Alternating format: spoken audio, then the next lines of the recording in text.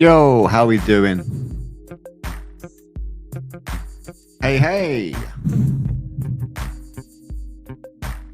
There we go. Should see me now.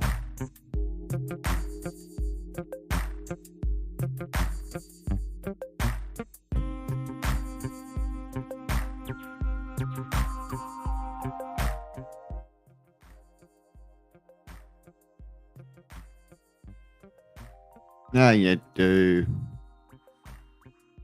Yeah, this is a new one.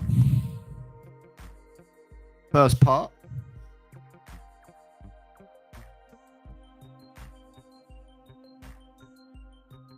Obviously, I still need to, adjust a few things here and there. Sort out background, all that good stuff.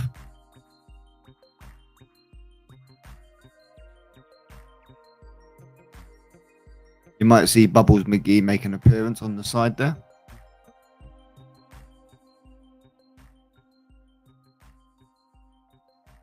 So yeah, this is kind of basically just a quick tester. We're gonna see what we get. Questions mainly on my side, asking some of the more experts with their knowledge. So this is just doing it through StreamYard, as you can see. You just link it to your YouTube channel. Obviously, you can go live direct with YouTube. This is like basically a free third party.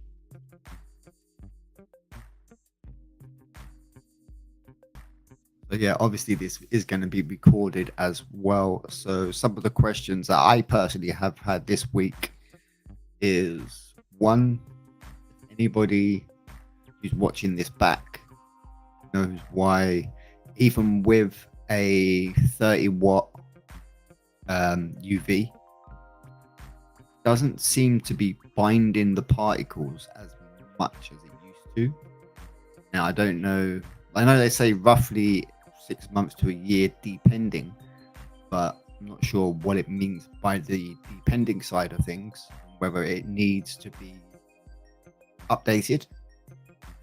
If anyone can help me with trying to source a good place for it. So the UV clarifier that I have is the Clearpond Ultimate. So if anyone who's watching this back and knows of whether you can still even get hold of them bulbs, because the UV itself is about 15 years old. Like the actual unit is about 15 years old. So yeah, hopefully we can get that sorted, which then means we can get the big pond more clear, as you saw in the intro video there, taken from last summer. It does get murky. I know that it is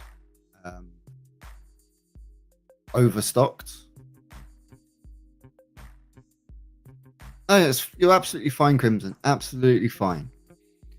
So it's just a case of trying to work out why we can get that done. Also, another one for people who are going to be watching in the future from when this is broadcasted. So another quick question, which obviously a lot of people will realize that I will ask a lot of questions, but the only way to get knowledge is by asking these questions. So what I was kind of trying to think of is, when it comes to the volume of water, like, I know a lot of people have spoken about 4 to 5 foot is like kind of ideal depth. But what's the actual stock level in that? So say like you've got 4 foot wide, 7 foot long, but it's 4 foot. What would be like the ideal max for that? Because I personally was thinking like 425 centimeter cm koi. Obviously, I'm at the moment sourcing a pressure filter for that. The pond itself is going to be built at the moment. My parents only had goldfish in there. So it's only 2.5, 3 foot deep. And it had quite a large lip, like for the plants. So I'm going to be cutting that back. At least, probably cutting back 1.5 foot, if not 2 foot, and then going down to make it 4 foot. If I go a bit deeper, I go a little bit deeper. It's not really a great issue because it's in the ground. It's not above ground. So obviously, some people say way that the water will try and disperse itself when it's on the top one, which is why people advise when doing top ponds to possibly take some of the soil out of the ground, because then it helps to reduce the load. It spreads it out evenly across the actual ground itself. So hopefully we can find out some information on that side. And yeah, we'll see. Probably going to be slow, the first one. It's always is on the first stream. You know, people are probably cooking their dinners, getting everything ready, or they're busy doing their own, probably recording their own stuff as well. It is Sunday, which a lot of people will, especially in the koi tubers, will be actually like recording stuff right now. They're probably not doing filter changes or something like that, depending on what their routine is. Obviously, my big pond, I'm cleaning the filters at the moment once a week, which is why I think I'm overstocked. So I will be sourcing new homes for some of the larger goldfish and pumpkins that I have. So if anybody is in the area, drop me an email. If I can definitely sort that out. I wouldn't ask anything for them. But I'll have to try. I'll be bringing them over to you as well after, a good chat. So I know what they'll be going into and everything there's okay, not only on your behalf, but also mine. Make sure that they're not going into some 1.5 foot. What you would call it.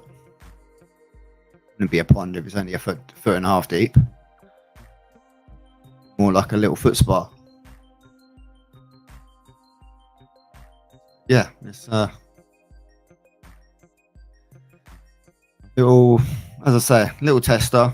As I say, you may see little Bubbles McGee there.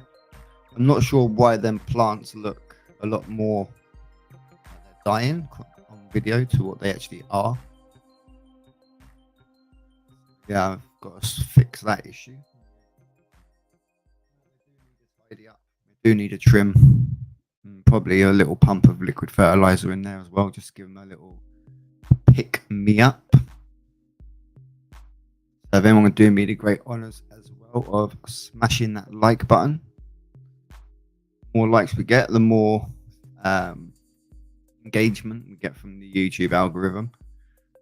Also, if anybody is here watching but doesn't want to comment yet, feel free to smash that subscription button, and obviously the bell as well to know for future reference of when we're going to be posting up videos. I'm going to try and post up more videos more frequently, possibly doing Sundays as my live streams, and then as I get more knowledge, more tips and things like that from other people, then obviously I can pass them over to you.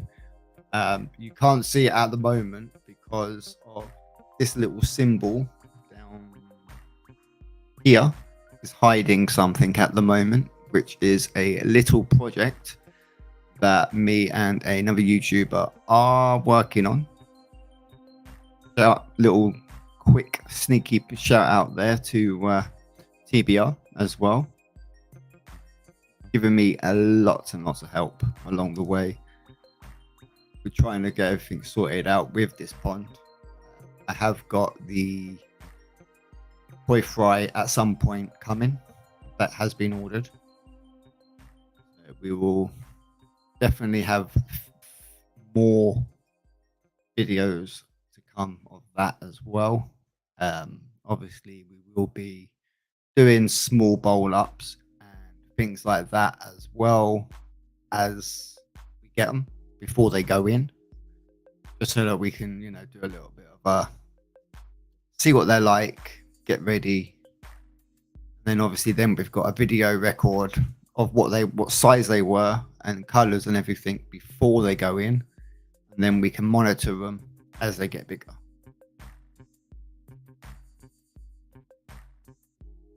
So, are you happy, Crimson, as well? Now you've got Rocky.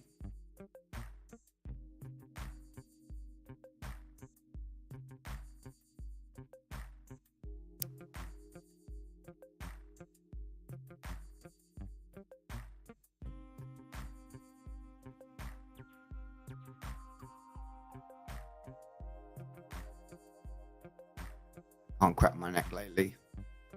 Good. I'm glad. Well, hopefully soon you'll be able to get him into the big tank and introduce him to his tank mates.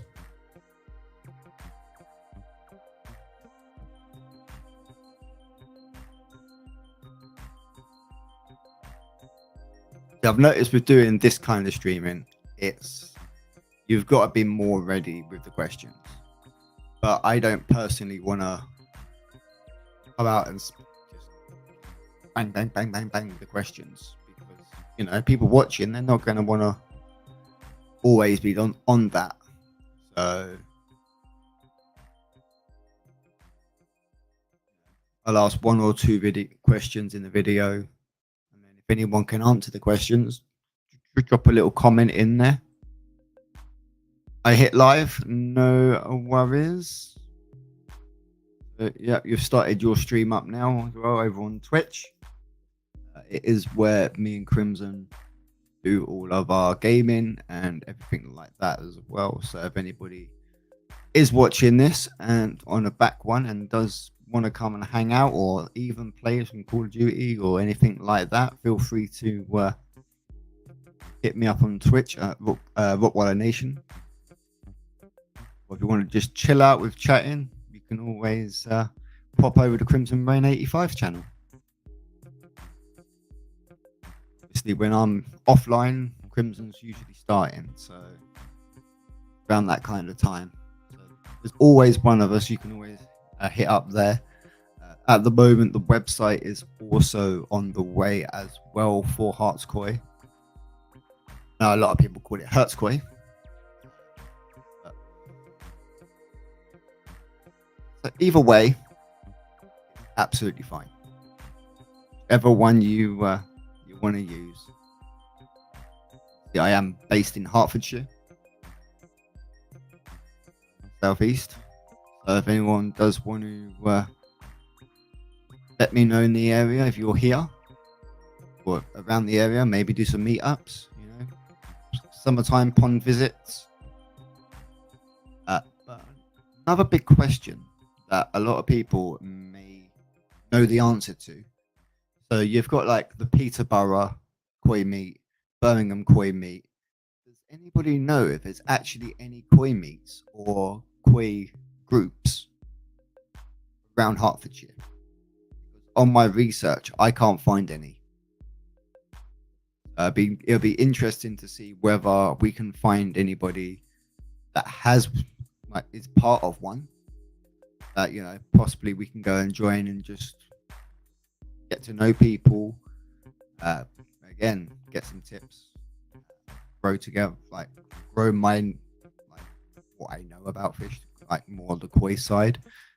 But as you see in the intro again, predominantly in mine, from taking it over from my parents, they are mainly goldfish or pumpkins. I do have a longfin koi in there.